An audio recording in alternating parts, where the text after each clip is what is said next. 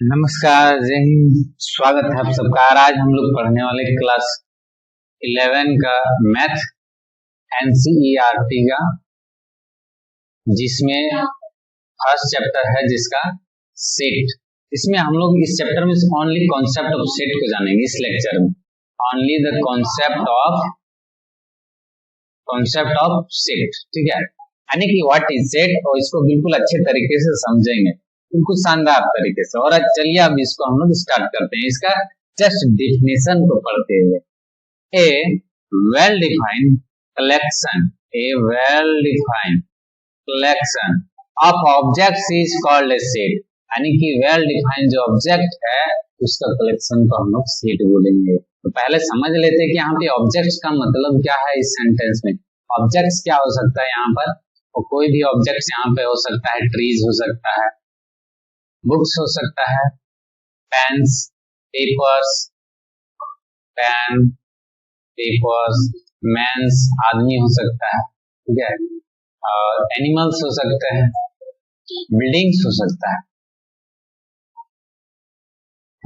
Names हो सकता है, ठीक है, यहाँ पर नेम्स भी हो सकता है, कोई वर्ड भी हो सकता है, ठीक है, कोई वर्ड भी हो सकता है, लेटर्स भी हो सकता है, ABCD, नंबर्स भी हो सकता है, लेटर्स, नंबर्स। मैथ पढ़ रहे हैं तो इसमें नंबर्स मिलेंगे हम लोग को, तो ये नंबर्स भी ऑब्जेक्ट्स हो सकते हैं। नंबर्स में natural number, whole number, real number, rational number, ये जो भी है ये सारे के सारे ऑब्जेक्ट्स हो सकते हैं। बस, कार, ट्रेन, ये सब का मतलब है यहाँ पर ऑब्जेक्ट्स, ठीक है। अभी यहाँ पर एक वर्ड है कलेक्शन, ठीक है। ये तीन चीजों को समझ जाएंगे तो ये समझ में आ जाए। कलेक्शन यानी कि क्या करना, उसको हम लोग को जमा करना, एक जगह इकट्ठा करना, कलेक्शन। कलेक्शन वर्ड भी बना है किससे, कलेक्ट से, और कलेक्ट का मतलब होता है कि चुनना, सिलेक्ट करना, और उसको एक जगह जमा करेंगे तो हो जाएगा कलेक्शन। कलेक्ट से हो जाएगा कलेक्शन, यानी कि एक जगह जमा करना। जैसे कि हम बोलेंगे कि यहाँ पे जितना भी नेचुरल नंबर सबको जमा कर लो, 1 2 3 4 5 6 7, तो ये क्या हो गया, ये कलेक्शन हो गया नेचुरल नंबर। ये क्या हो गया, कलेक्शन ऑफ नेचुरल नंबर्स हो गया। ये this is the collection of natural numbers. और क्या हो सकता है, और हो सकता है यहाँ पे, ये देखिए यहाँ पर वो हो सकता है ABCDEF, यानी कि इसको हम लोग बोल सकते हैं और भी आगे, तो कलेक्शन ऑफ, एक जगह जब सब वर्ड जमा कर रहे थे, collection of alphabets of English, collection of English alphabets, okay. तो ये बोल रहे हैं कलेक्शन ऑफ इंग्लिश अल्फाबेट्स। तो इस तरह से हम लोग कलेक्ट करके एक जगह जमा करते तो उसको कलेक्शन बोलते हैं। अब समझते हैं इस टर्म को, जो ये वेल डिफाइंड टर्म। पहले अभी देखिए क्या समझ सकते हैं, ऑब्जेक्ट, फिर क्या समझे, कलेक्शन, यानी कि एक जगह जो भी ऑब्जेक्ट्स है, जैसे बुक्स हो गया तो यहाँ पे कलेक्शन बना देंगे बुक, ये हो जाएगा यहाँ पे collection of books of class 11, क्या हो जाएगा, बुक्स ऑफ क्लास 11, ठीक है। तो बुक्स ऑफ क्लास 11 यानी कि क्लास 11 की जितने सारे बुक्स है वो सब आ जाएगा यहाँ पे, चाहे वो हिंदी हो या फिर मैथ हो, इंग्लिश हो, ठीक है, वो सारा इसमें आ जाएगा। तो चलिए अब इसको आगे हम लोग समझते हैं वेल डिफाइंड क्या होता है। तो वेल डिफाइंड को समझने के लिए मान लेते हैं कि ये कोई स्कूल का क्लास, चलिए क्लास 9 है, और इसमें क्या है, बहुत सारे स्टूडेंट्स है, जैसे रेनू, दीनू, दयाल, रेखा, पुष्पा, पीहू, दिव्या, रूपा, ये सब जो है इस क्लास में बैठे होंगे। अब यहाँ पे मास्टर जी हैं, सर जी, ये बुला रहे हैं, वहां पे किसी को कुछ बोलना है इनको, ये बोल रहे हैं क्या, एक कम है, तो यहाँ पे कौन आएगा बताइए, सर जी के पास कौन चल के आएगा, क्या रेनू आएगा, दीनू, दयाल, रेखा, क्या दिव्या, पुष्पा, कौन आएगा, कोई नहीं जाएगा। या फिर सब एक दूसरे को देखेंगे, बस पता ही नहीं कि सर जी बुला किसको रहे हैं, तो कोई नहीं जाएगा, ठीक है। अब अगर सर जी ऐसा बोले होते, दीनू कम है, तो क्या होता, दीनू जी यहाँ से जाते हैं सर के पास, यानी कि ये जो सेंटेंस है बिल्कुल सही है, ये थोड़ा बहुत करेक्ट बोल सकते हैं, यानी कि ये सही सेंटेंस नहीं, इसको हम लोग बोल सकते हैं ऐसा कि ये वेल डिफाइन नहीं है ना, नॉट वेल डिफाइन, ये जो है नॉट वेल डिफाइन, और ये क्या है, सेंटेंस वेल डिफाइन, ये किसको क्या करना है, कौन सा एक्शन करना है, किसको चल के यहाँ से आना, वो डायरेक्ट पता चल रहा है, स्पेसिफाई करने का जरूरत नहीं पड़ रहा अलग से। अब जैसे बोल रहा है हे स्टैंड अप, सर जी बोल रहे हैं स्टैंड अप, अब कौन खड़ा होगा, किसी को पता नहीं, सब एक दूसरे का मुंह देख रहा है, पुष्पा इसको देख रहा है, पीयू को, दिव्या तीनों को देख रहा है, कौन खड़ा हुआ पता ही नहीं। लेकिन ऐसे ही बोलेंगे, ये भी क्या हो गया, नॉट वेल डिफाइंड सेंटेंस है।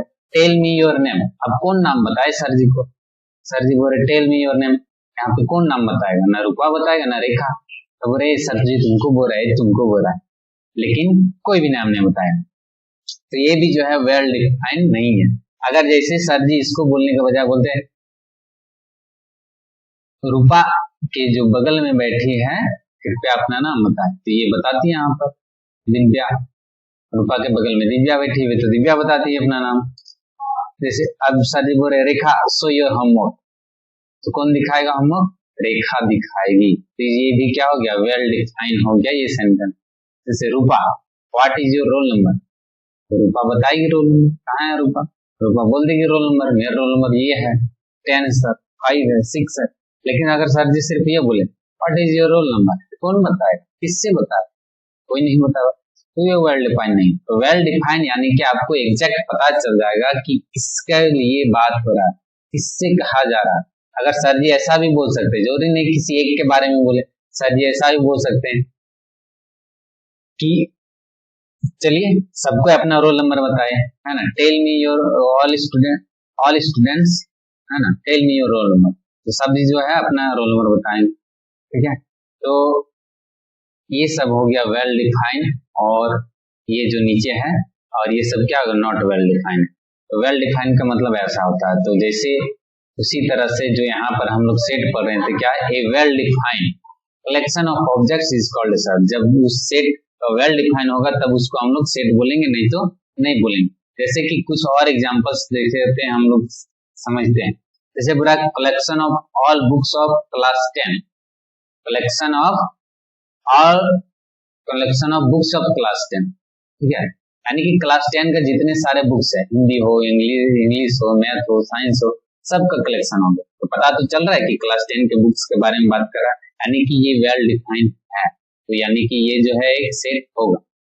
देखिए कलेक्शन ऑफ सेकेंड में best cricket player in Indian team, India का टीम में बेस्ट क्रिकेट प्लेयर, मेरे हिसाब से हम बोलेंगे धोनी है, कोई बोलेगा नहीं सर विराट कोहली, कोई बोलेगा नहीं नहीं नहीं, अभी तो कार्तिक पांड्या, सॉरी हार्दिक पांड्या, उनको क्रिकेट आता नहीं, खेलते नहीं है ज्यादा, तो पता नहीं प्लेयर के बारे में, और देखते भी नहीं है, तो यहाँ पर पता ही नहीं, सबको बोलेगा अलग अलग बेस्ट क्रिकेट टीम में मेरा प्लेयर ये है वो है, तो ये जो है ये वेल डिफाइंड नहीं है, इसलिए ये जो है ये कलेक्शन सेट नहीं होगा। फिर पूरा collection of all wrestlers of India, यानी कि इंडिया के जितने भी रेसलर है वो सबका कलेक्शन, किसी अच्छा बुरा या नहीं बोल रहा सबका, तो ये वेल डिफाइंड कलेक्शन है, ठीक है, जितना भी रेसलर सबके बारे में बोला जा रहा है, ये well defined. Collection of all students of your class whose name starting with letter A, यानी कि आपके क्लास में जितने भी स्टूडेंट्स हैं उनके बारे में बात हो रहा है, जिनका नाम का लेटर फर्स्ट लेटर क्या है, ए है, ये तो हो जाएगा, जैसे आशा हो जाएगा, आशीष हो जाएगा, अनिल हो जाएगा, अंशु हो जाएगा, तो ये सब के बारे में बात हो रहा है, तो ये भी वेल डिफाइंड है। Most dangerous animal of India, देखिए डेंजरस एनिमल्स ऑफ इंडिया बोल रहा है, ये भी वेल डिफाइंड नहीं है, क्योंकि एक बिच्छू भी काटता है तो आदमी मर सकता है, सांप भी काटे तो मर सकता है, हाथी भी चढ़ जाए तो आदमी मर सकता है, और शेर भी बहुत खतरनाक होता है, तो कौन कितना डेंजरस है ये बताना मुश्किल, इसको मेजर करने का कोई स्केल नहीं है, तो इसलिए क्या है ये वेल डिफाइंड नहीं है। Most dangerous animal of the world, अब चाहे इंडिया को चाहे वर्ल्ड का, तो वो भी जो है वेल डिफाइंड नहीं होगा। Best writer of Jharkhand, Jharkhand का बेस्ट राइटर, कैसे जानेंगे कौन सा बेस्ट राइटर है, कोई सब राइटर जो है दूसरे के हिसाब से, एक दूसरे के हिसाब से अलग अलग है, और राइटर का टैलेंट तो कोई मेजर करने वाला चीज नहीं है, तो ये भी जो है वेल डिफाइंड नहीं। अगर इसी में अगर फिर बोलते हैं कि collection of fat boys of your class, है ना, fat boys of your class. तब इसमें भी पता नहीं चल पाएगा कि फैट बॉयज यानी कि कितना मोटा है, तो ये भी वेल डिफाइंड नहीं है। लेकिन अगर इसमें मेजरमेंट लगा दिया जाए, मेजरमेंट जिसका पेट जो है ना, जिसका स्टमक, जिसका पेट है ना, जिसका पेट जो है 30 इंच है ना, जिसका पेट जो है 30 इंच से क्या है ज्यादा है, उसके बारे में तो हाँ हो सकता है 4-5 बच्चे का होगा, लेकिन उससे कम जो होगा उसको नहीं बुलाया जाएगा। लेकिन फैट बॉयज तो कोई भी, तो जो सबसे पतला वो भी किसी के नजर में कहीं न कहीं मोटा है, ठीक है। तो वेल डिफाइंड एंड कोई बोलेगा सब लंबा बॉयज है ना, एक लंबा लड़का को बुला, कितना लंबा, अगर सबसे लंबा बोल दिया तो पता चल जाएगा कि सबसे लंबा जो है उसको बुलाएगा, लेकिन सिर्फ लंबा बोले तो पता नहीं चलेगा। लेकिन अगर फिर उसमें मेजरमेंट लगा देगा, जो 5 फीट से जिसका हाइट ज्यादा है वो आ जाए, जिसका 5 फीट से ज्यादा हाइट है तो सब आ जाएगा, तब वो वेल डिफाइन होगा। लेकिन सिर्फ अगर बोले कि टॉल बॉयज, क्या बोलेंगे, टॉल बॉयज, तो कितना लंबा, ये तो बात ही नहीं हो रहा, या फिर सबसे जो लंबा उसका भी बात नहीं। अगर बोल दे कि ये टॉलेस्ट बॉय, टॉलेस्ट बॉय, तो ये एक ही होगा जो सबसे लंबा, उसको बुला लेंगे। लेकिन टॉल बॉयज बोलेगा तो वो वेल डिफाइन नहीं होगा, 5 फीट लगा देगा या फिर 5.5 फीट लगा देंगे, तब फिर क्या हो जाएगा, वो वेल डिफाइन कलेक्शन हो जाएगा, तब उसको हम लोग सेट बोलेंगे। तो ये रहा यहाँ पर set, A well defined collection of objects is called a set. अब इसको हम लोग बुक में फिर थोड़ा सा देख लेते हैं, जिसे देखिए यहाँ पर हो रहा है, a set is a well defined collection of objects, और इसमें एग्जाम्पल भी देख सकते हैं।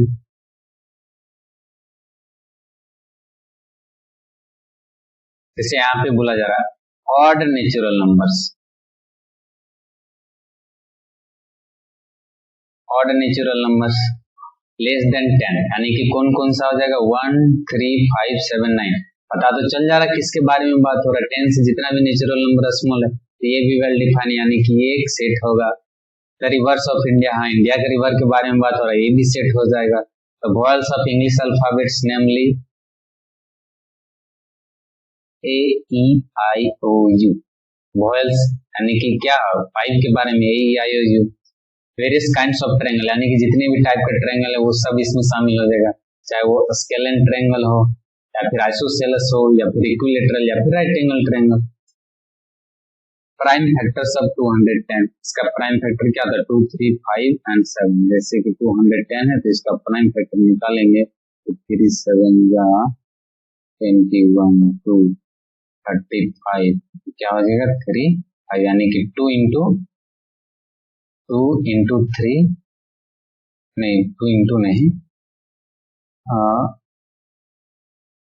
सॉरी यहाँ पर थोड़ा गलत हो गया है, यहाँ पर इसका 2, 7 जा 35 और यहाँ पे 5, 7 जा 35, तो क्या क्या आ गया, 2 आया, 3 आया, 5 आया और 7 आया, और ये पांचों के पांचों क्या है, प्राइम नंबर, इसलिए 2, 3 एंड 5, 7 है। The solution of the equation, इसका सॉल्व करेंगे तो आ जाएगा 2 एंड 3, ठीक है। तो ये सब क्या हो गया, वेल डिफाइन हो गया।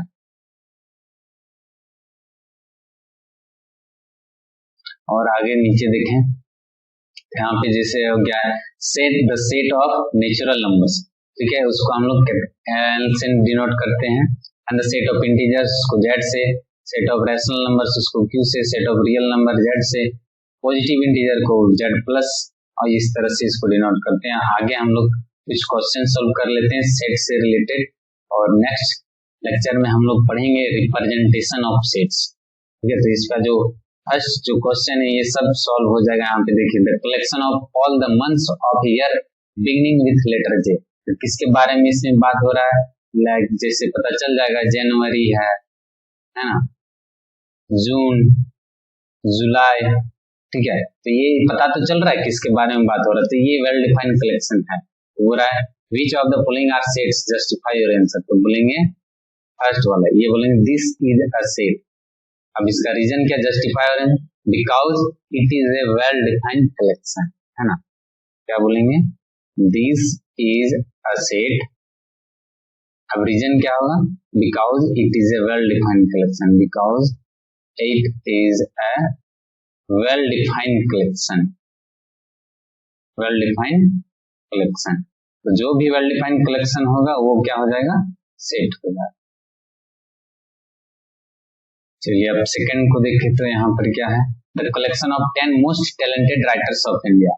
10 मोस्ट टैलेंट, टैलेंट को मेजर नहीं किया जा सकता, इसलिए ये जो है वेल डिफाइंड नहीं है और ये सेट नहीं होगा।